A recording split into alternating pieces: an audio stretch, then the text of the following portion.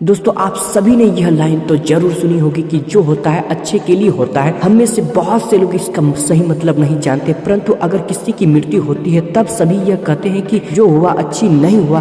तो फिर इस लाइन का क्या मतलब होता है कि जो होता है अच्छे के लिए होता है? तो आइए इसे एक वीडियो के माध्यम से जानते हैं। एक बार की बात है, यमराज अपने यमदूत को धरती पर एक औरत को लेने के लिए भेजते हैं। जब वह धरती पर उस औरत के पास पहुंचते हैं तो वो देखते हैं कि उस मृत शरीर के पास दो बच्चियां होती। एक बच्ची अपनी माँ के साथ खेल रही थी और एक बच्ची रोते रोते सो गई थी। वह देखकर यमदूत को अच्छा नहीं लगा और वह उस मृत शरीर को लिए बिना ही यमलोक चले गए। वहाँ जाकर वह यमराज को बोले कि है प्रभु, क्या हम इस मृत शरीर में थोड़े समय के लिए जान नहीं डाल सकते, क्योंकि उसकी बेटियां बहुत ही छोटी छोटी सी है, पिता न होने के कारण वह अनाथ हो जाएगी। यमराज जी बोले कि तुमने उस मृत शरीर को ना लाकर अच्छा नहीं करा, यह करके टीम परमात्मा के काम में विघ्न डाल रहे हो, इसके लिए तुम्हें सजा दिया जाएगी। यमराज ने कहा कि तुम धरती पर चले जाओ और तब तक वापस नहीं आना जब तक तुम अपनी मूर्खता पर हंसी ना उड़ाओ। यमदूत धरती पर चले जाते हैं। यमराज द्वारा सर्दी के कपड़ों न दिए जाने पर यमदूत ठंड के मारे ठिठुर रहा था। उसी समय वहाँ से एक व्यक्ति जा रहा होता है। उसे यमदूत को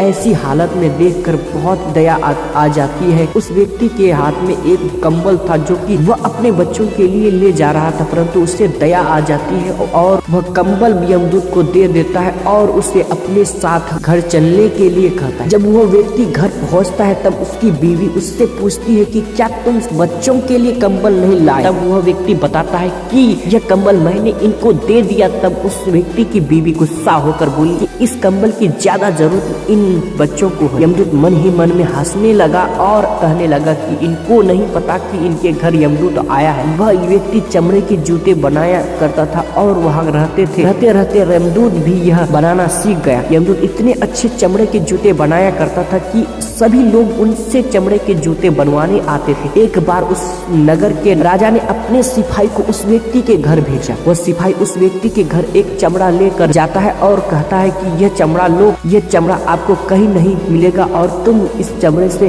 राजा के लिए सुंदर से जूते बना। परंतु यमदूत ने अपने उसके जूते बनाने के बजाय स्लीपर बना दिए। उस समय स्लीपर उस व्यक्ति के लिए बनाए जाते थे जिसकी मृत्यु हो गई होती। वह स्लीपर देखकर वह व्यक्ति बहुत क्रोधित हुआ। वह सोचने लगा कि राजा अब उसका क्या हश्र करे। जब यमदूत से उसकी डांट फटकार सुनी तब उन्हें बहुत हंसी आने लगी। इतने में वह सिपाही आता है और कहता है कि तुम उस चमड़े की स्लीपर बना देना क्योंकि राजा की मृत्यु हो गई। तब वो व्यक्ति यमदूत से माफी मांगने लगे। तब यमदूत बोले कि मैं तो अपने कर्मों द्वारा की गई सजा को भुगत रहा हूँ। काफी समय बाद उस व्यक्ति की दुकान पर एक लड़की आई। अपनी दो बेटियों के साथ वह लड़कियां अपनी शादी के लिए जूते बनवाने आई थी। उन लड़कियों को देखते ही यमदूत को याद आता है कि यह वही लड़कियां हैं जो उस मृत महिला के पास रो रही थी। तब यमदूत उस महिला से पूछते हैं कि यह बच्चियां कौन है। तब वह बताती है कि यह लड़कियां अनाथ, इनके पैदा होते ही 2 साल बाद इनकी माँ इनको छोड़कर चली गई। मेरे पास भी संतान नहीं थी, इसलिए मैंने उन्हें गोद ले लिया और मेरे पास बहुत संपत्ति है और आगे जाकर यही दोनों मेरी संपत्ति की मालिकिन बनेगी। तब यमदूत को खुद पर हंसी आई, उसे अपनी मूर्खता का एहसास हुआ। तब वह 3 बार हंसा। फिर